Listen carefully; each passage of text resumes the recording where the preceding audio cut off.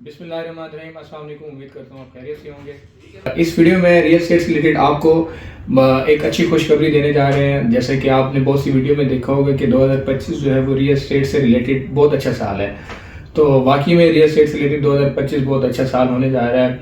उसकी वजह मैं आपसे कुछ जो है वो आपसे शेयर करता हूँ। चंद चीज़ें हैं मेरे पास, उस पर भी हम डिटेल से भी बात कर लेंगे। सबसे पहले अगर हम देखें तो बैंक की जो शरह सूद थी उसमें काफ़ी तेज़ी से कमी आई है। 22% से अब इस टाइम 12% पे वो इसका शरह सूद का रेट आ गया है।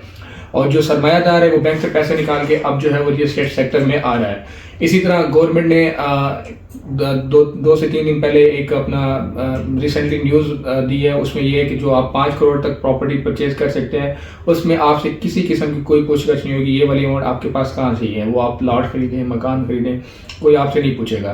तो ये भी एक आप कह लें कि एक अच्छी न्यूज़ है। और तीसरा अगर हम बात करें रेमिटेंस बाहर से ना, जो ओवरसीज हैं, ये क्योंकि रियल एस्टेट सेक्टर में हमारे लिए बहुत असर करते हैं। इस सेक्टर के अंदर ये सेल परचेज के हवाले से तो वो उन्होंने भी रेमिटेंस में इजाफा किया है। तो रेमिटेंस भी आप कहने के रिकॉर्ड के ऊपर गई है।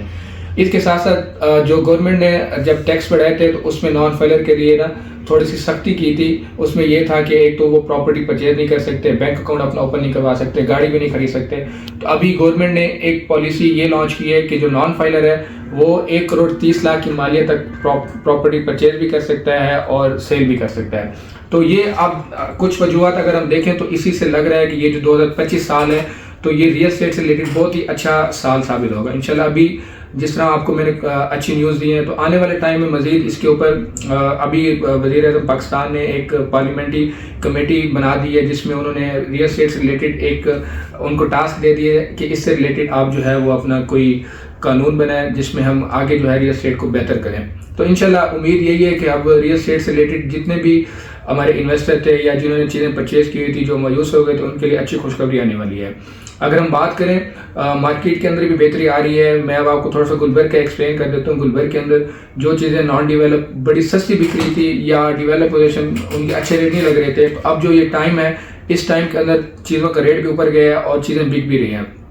तो उन लोगों के लिए एक अच्छी खुशखबरी है जिन्होंने फाइलें ली हुई थी या वो प्लाट उन्होंने ऐसे लिए हुए थे जो ऑन ग्राउंड मौजूद नहीं थे, तो उनके रेट बहुत नीचे आ गए थे। अब उनके लिए एक इंशाल्लाह आने वाला जो टाइम है बेस्ट टाइम होगा। तो इसी तरह प्रॉपर्टी से रिलेटेड कोई भी इंफॉर्मेशन लेना चाहते हैं हमसे रब्ता करें। उम्मीद करता हूँ ये मेरी वीडियो आपको अच्छी लगी होगी। अपना भी ख्याल रखें, अपने चैनल का भी।